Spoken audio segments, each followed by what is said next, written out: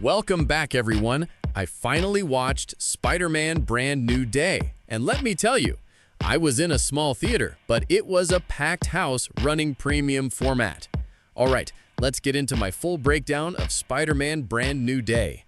I've been following little plot leaks for this movie for almost a year now, so my hype was through the roof. And honestly, this movie delivered.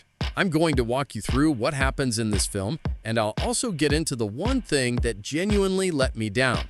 Let's not waste any more time. Let's jump in. The story. Picking up right after Spider-Man No Way Home, where Doctor Strange's spell makes the entire world forget Peter Parker is Spider-Man, this movie starts about 4 years later. At this point, literally nobody knows who Peter Parker is. He's living completely alone, no personal life as Peter, just existing entirely as Spider-Man, taking down street-level criminals one by one. Then a mysterious villain starts getting inside people's heads, controlling them telepathically. Without knowing who this guy even is, Spider-Man ends up going toe-to-toe with him. Can Spider-Man beat this villain? And while he's figuring out his personal life on the side, can he actually take down this powerful, unidentified threat? That's the core of the movie. What worked?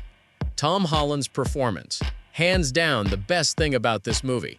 He's not just playing Spider-Man anymore, he's living it. Compared to the earlier films, you feel a way deeper emotional connection to this character here. Remember how gutted we all were at the end of No Way Home? This movie carries that same emotional weight the entire way through. Tom Holland takes it to a whole new level, better than what most Spider-Man fans were even expecting. Zendaya matches that energy as MJ too.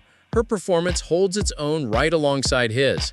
It's not just wall-to-wall action. This isn't as action-heavy as No Way Home, and that's actually a good thing. There's plenty of action, but it's woven into a story that's really driven by emotion. That's the biggest strength of this movie. When MJ ends up in danger because of this mystery villain, Spider-Man fights to protect her. But it's the quieter, emotional beats in between that really land. You feel exactly what Peter's feeling. It hits you on two levels, love and raw emotion, both blended together really well, with plenty of action mixed in too. It's a genuinely well-crafted film. Spider-Man and Punisher. This team-up is done really well. They fight, then become something like allies, and it's handled in a way we haven't seen before. Punisher's whole mindset is, take them down no matter what, while Spider-Man's is, I never kill anyone. Two completely different philosophies clashing before they team up to fight a common enemy, and by the end, they pull off some genuinely next-level moments together. Honestly, my only complaint is that we didn't get enough of them together. If you love seeing these two share the screen, you're gonna have a blast. They go all out in the action scenes. I fully expected Marvel to bring Punisher in and waste the character, but they didn't. He's used well. Hulk is in this movie too. His entrance causes a real stir in the theater. But there's a bit of a letdown here too. More on that below. The action. That opening tank chase had the whole theater screaming from start to finish. There are fewer action sequences than you might expect, but what's there is genuinely top tier. One big upgrade? Spider-Man's web swinging feels completely different from past movies, way more dynamic, to the point where you'll notice the extra effort they put in. The Hulk vs. Spider-Man fight is also done differently from anything we've seen, genuinely impressive work. The fights toward the ending are a bit weaker. There's a fight against the Hand, the ninja group, where they go down way too easily and don't feel like a real threat, though Spider-Man still gets a memorable moment in there. Overall, this is proper big screen material. The visual effects are mostly excellent, with just a few rough spots I'll get into. What could have been better? I wouldn't really call these negatives so much as things that could have used some tweaking. Pacing. The first half moves fast, no dead spots at all. The second half leans harder into emotional scenes. And while the movie does need them, I think trimming a few of those down in favor of a couple more action beats would have balanced things out better.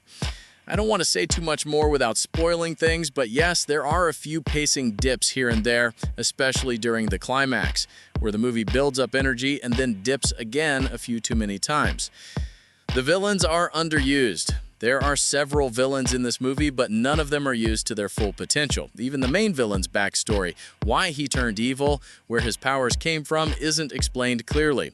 It's the standard, got hurt somehow, now he wants revenge setup we've seen 100 times. Marvel really needs to move past this villain template.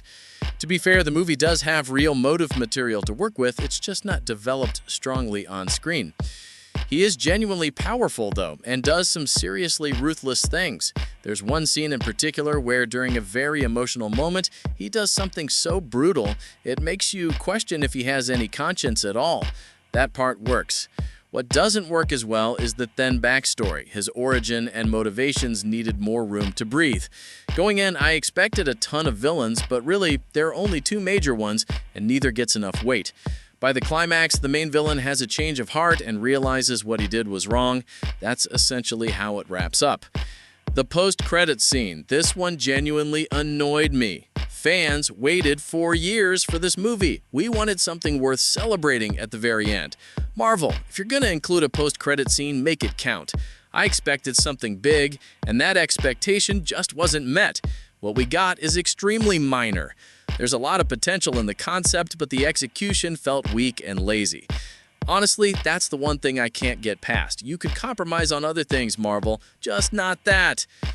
Don't compare it to No Way Home. That was a multiverse event movie, which is why it had multiple Spider-Men and constant surprises. This is a grounded, street-level story, and within that scope, they delivered about as high a quality film as they could. Don't walk in expecting No Way Home level surprises. This movie just isn't built for that scale. Same goes for cameos. I expected a bunch, but there's really only one, and it's the one that was already officially confirmed. That said, almost every leak I'd heard about did show up in the film, minus a few key ones, which we can dig into in a full spoiler review. Hulk's screen time. I was hoping Savage Hulk's appearance would be a bigger deal, but he's only in the movie for about 10 minutes. What we get is genuinely great and worth celebrating, but it would have felt more balanced with a bit more screen time. Same goes for the Spider-Man Punisher pair. Final thoughts. Have you seen Spider-Man Brand New Day yet? Drop your thoughts in the comments. We'll be doing a full spoiler review soon, including a deep dive into that post-credits scene, so make sure you're subscribed if you don't want to miss it. Spider-Man fans are genuinely going to be celebrating over this one. It's a really well-balanced movie overall. My guess is Marvel is using this to set up something bigger for the Doom storyline, which is probably why they pulled back on heavy action and leaned into Spider-Man's emotional arc instead. As a longtime fan, I've got to give this one its due credit. Let me know your rating in the comments, and if you enjoyed this video, share it with a friend. I'll see you all in the next Marvel Breakdown. Until then, take care, everyone.